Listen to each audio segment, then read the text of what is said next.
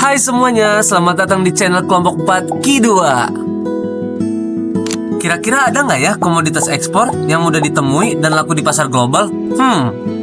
Tentu ada loh, yaitu komoditas bambu. Bambu tak lagi sekedar tanaman pedesaan, kini ia telah menjelma menjadi primadona baru di pangsa ekspor global.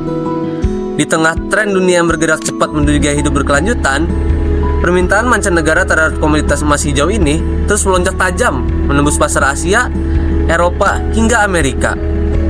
Kekuatan seratnya yang menyaingi baja serta pertumbuhannya yang sangat cepat menjadikan bambu sebagai bahan baku ideal yang ramah lingkungan. Melalui strategi pemasaran ekspor yang tepat, sasaran dan sentuhan inovasi, bambu Nusantara ini tidak hanya dikirim dalam bentuk mentah, melainkan diolah menjadi produk agribisnis. Nah, di Sukabumi ada loh namanya Poktan Alamanda. Poktan Alamanda bergerak di ekspor bambu yang dimotori oleh Anas Anis yang bergerak dari tahun 2000. Berakar dari tanah Sukabumi yang subur, kelompok tani Alamanda hadir sebagai simbol nyata kebangkitan agribisnis lokal yang sukses mendunia. Berfokus pada budidaya tanaman hias, khususnya laki bambu atau Dra China. Kelompok tani ini telah bertransformasi dari sekumpulan petani tradisional menjadi motor penggerak ekonomi kerakyatan yang mampu menembus ketatnya pasar ekspor. Melalui dedikasi yang tinggi, penerapan standar mutu internasional, dan semangat pemberdayaan anggota, karya tangan terampil para petani Alamanda kini tidak hanya mengangkat kesejahteraan masyarakat setempat, tetapi juga telah melelang buana memenuhi permintaan mancanegara, mulai dari kawasan Asia hingga Eropa. Poktan Alamanda adalah inspirasi sekaligus bukti bahwa komunitas pertanian daerah, jika dikelola dengan strategi pemasaran dan manajemen yang kuat. Langkah paling fundamental dalam ekspor agribisnis adalah memastikan keunggulan produk sejak dari hulu. Memproduksi luki bambu untuk pasar Tiongkok tidak bisa mengandalkan metode konvensional. Kita berbicara tentang rekayasa mikroklimat, di mana tanaman wajib dikultivasi bawah shading net dengan tingkat kerapatan 65-70%. Hal ini bukan hanya mencegah daun terbakar, tetapi secara agronomis akan merangsang produksi klorofil yang maksimal, sehingga menghasilkan warna hijau yang pekat dan menjadi standar mutlak grade A di pasar internasional. Selain asupan nutrisi makro yang berfungsi pada unsur nitrogen, nilai ekonomi tertinggi dari Dracaena sanderiana ini terletak pada modifikasi morfologinya, khususnya bentuk spiral. Proses ini mengandalkan prinsip fototropisme, di mana pekerja harus memasang penutup kardus berlubang pada pucuk tanaman dan memutar posisinya secara periodik setiap 3-5 hari sekali. Lalu, butuh waktu 6 hingga 8 bulan ekstra hanya untuk membentuk kelengkungan spiral yang sempurna dan simetris. Ketiba pada masa panen, pengaturan waktu adalah segalanya. Pemanenan wajib dilakukan antara pukul 6 hingga 9 pagi. Mengapa? Karena pada jam tersebut tekanan turgor di dalam sel tanaman sedang berada pada titik tertinggi, sehingga batang sangat keras dan tahan terhadap stres pasca panen. Grading atau penyortiran tahap pertama langsung dieksekusi di lapangan. Batang yang bengkok alami memiliki diameter di bawah 1 cm atau menunjukkan gejala awal nekrosis daun. Selanjutnya, dieliminasi. Alat potong yang digunakan para pekerja pun wajib direndam dahulu dalam larutan disinfektan atau alkohol 70% setiap kali perpindahan tanaman. Manfaatnya guna untuk memutus rantai penularan patogen vaskular. Bahan baku yang lolos seleksi ini kemudian segera dinaikkan ke truk berpenutup terpal untuk menghindari paparan angin dan panas berlebih menuju fasilitas packing house. Memasuki fasilitas packing house, kita menerapkan standar operasional yang mengadopsi prinsip manufaktur modern. Fasilitas ini harus memiliki alur maju atau forward flow, di mana area penerimaan barang kotor terpisah secara fisik dengan area pemrosesan bersih untuk mencegah kontaminasi silang. Tiongkok menerapkan inspeksi zero tolerance, yaitu 1 butir tanah atau 1 ekor serangga dapat berakibat pemusnahan 1 kontainer penuh. Pembersihan dimulai dengan penyemprotan air bertekanan tinggi secara vertikal ke arah akar. Nantinya setelah dipastikan 100% bebas dari media tanam, tanaman akan memasuki fase sterilisasi kimiawi. Batang dan akar direndam ke dalam bak khusus selama 30 menit. Bak tersebut berisikan formulasi air dan juga pH netral yang telah dicampur dengan fungisida spektrum luas dan juga insektisida berbahan aktif seperti imidacloprid dengan dosis part per million atau ppm yang dikalibrasi presisi. Pasca perendaman, setiap luka sayatan di ujung atas batang wajib segera disegel dengan menggunakan paraffin gel yang telah dipanaskan dengan suhu optimal. Jika lilin terlalu panas, nantinya akan menyebabkan kambium mati, dan jika lilin terlalu dingin, nantinya tidak akan menempel sempurna. Segel lilin ini adalah tameng utama untuk penahan kelembapan internal bambu. Mengingat tanaman ini akan menempuh perjalanan belasan hari melintasi samudra tanpa tanah, kita menggantikan fungsi media tanam dengan hydrogen polymer akrilat. Gel ini akan disuntikan bersama larutan hara mikro ke dalam plastik pelapis akar.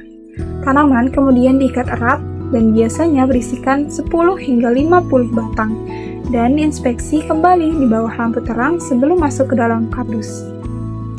Kardus yang digunakan adalah Mahakarya Rekayasa Pengemasan atau Double Wall Corrugated Carton Box dengan ketahanan tekan ganda atau H-Cross test tinggi.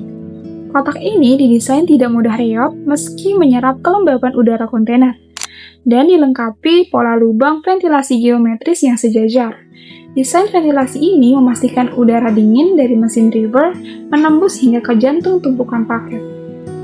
Mengekspor komoditas hidup adalah pekerjaan yang sangat padat dokumen hukum. Kelalaian satu digit angka pada nomor pelayaran dapat menghentikan laju bisnis Anda. Senjata legal pertama yang harus diterbitkan adalah Phytosanitary Certificate. Prosesnya tidak bisa mendadak. Eksportir harus mengajukan permohonan melalui sistem online EQFast minimal 3 hari sebelum jadwal keberangkatan kapal. Petugas karantina yang kompeten akan mengambil sampel representatif dari lot pengiriman Anda untuk diuji di laboratorium. Mereka mencari ancaman biologi spesifik seperti nematoda, Rhabdopolis similis, atau serangga hama. Hanya jika hasil lab terbukti negatif, sertifikat ini akan dirilis. Namun, untuk Republik Tiongkok, ada regulasi tambahan yang sangat ketat melalui Dekret GACC nomor 248 dan 249. Jauh sebelum Anda mengekspor, fasilitas packing house dan lahan Anda wajib melalui proses audit berlapis dari pemerintah Indonesia, yang kemudian direkomendasikan ke pihak Bea Cukai Tiongkok.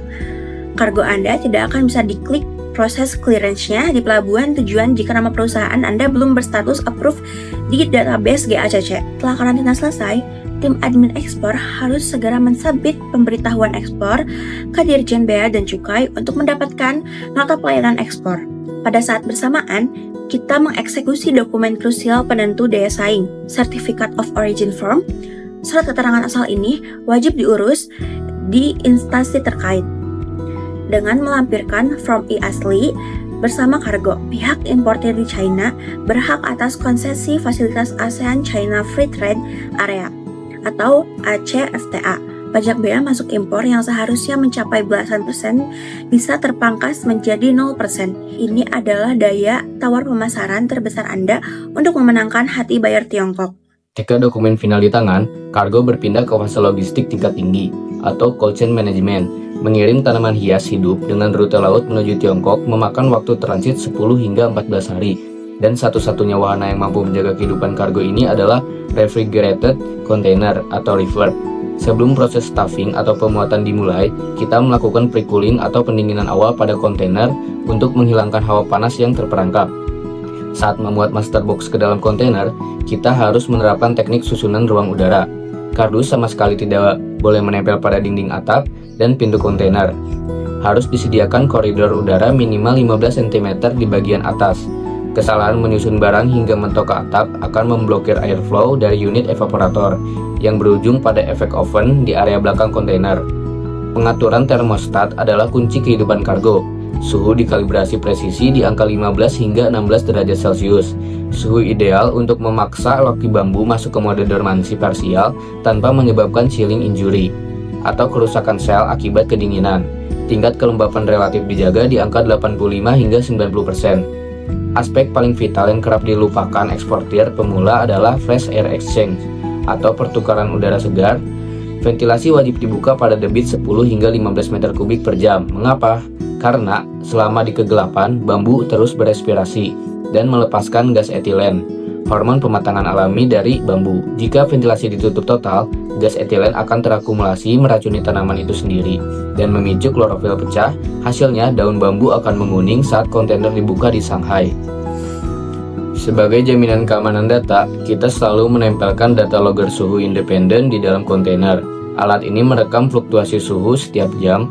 Jika terjadi kerusakan kargo akibat mesin pendingin pelayaran mati, rekaman data logger inilah yang akan menjadi bukti absolut untuk memenangkan klaim asuransi laut atau marine insurance. Tahap kelima adalah ujung tombak dari seluruh aktivitas agribisnis, yaitu manajemen risiko finansial dan strategi termin pembayaran.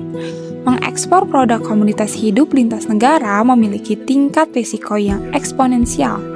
Oleh karena itu, menegosiasikan skema Incoterms dan instrumen pembayaran yang tepat adalah kewajiban mutlak bagi direktur keuangan manapun. Dalam transaksi dengan pembeli di Tiongkok, ada dua instrumen pembayaran yang umum digunakan. Pertama, Letter of Credit atau LC at Sight. Ini adalah skema paling aman. Melalui LC berstatus irrevocable, bank dari pihak importir memberikan jaminan kepastian bayar 100%. Begitu kapal berangkat dan Anda menyerahkan set dokumen ekspor lengkap tanpa diskrepensi atau penyimpangan ke bank advising Anda di Indonesia, dana akan langsung cair, terlepas dari kondisi barang saat tiba di tujuan. Opsi kedua yang lebih fleksibel dan minim biaya bank adalah telegraphic transfer. Namun, Anda harus sangat disiplin. Wajibkan klausul uang muka atau down payment minimal 30 hingga 50% dari nilai total invoice. Uang muka ini memiliki fungsi krusial. Ia menalangi total cost atau keseluruhan biaya variabel yang Anda keluarkan untuk operasional panen, biaya tenaga kerja packing house, hingga pengurusan dokumen dasar. Sisa pelunasan 50% wajib ditransfer oleh pembeli sesaat setelah Anda mengirimkan bukti draft bill of lading sebelum kargo merapat di pelabuhan tujuan. Kedisiplinan arus kas ini sangat mempengaruhi keberhasilan proyek. Dengan perhitungan costing yang tajam, satu kontainer laki bambu bisa langsung menembus break-even point atau BEP dan mencetak margin profit yang signifikan. Secara akumulatif, arus kas yang positif dari ekspor Tiongkok ini akan menguatkan fundamental bisnis Anda, memastikan indikator kelayakan investasi seperti net present value atau NPV yang positif, dan rasio internal rate of return atau IRR yang tangguh untuk ekspansi kebun di masa depan. Mengekspor laki bambu bukan hanya tentang menanam pohon. Ini adalah simfoni antara agroteknologi, kepatuhan regulasi, logistik yang presisi, dan perhitungan finansial yang matang. Siapkan tim Anda, kuasai prosedurnya, dan bersiaplah untuk merajai pasar raksasa di negeri tirai bambu. Kami kelompok 4 mengucapkan selamat mengekspor dan salam agribisnis global.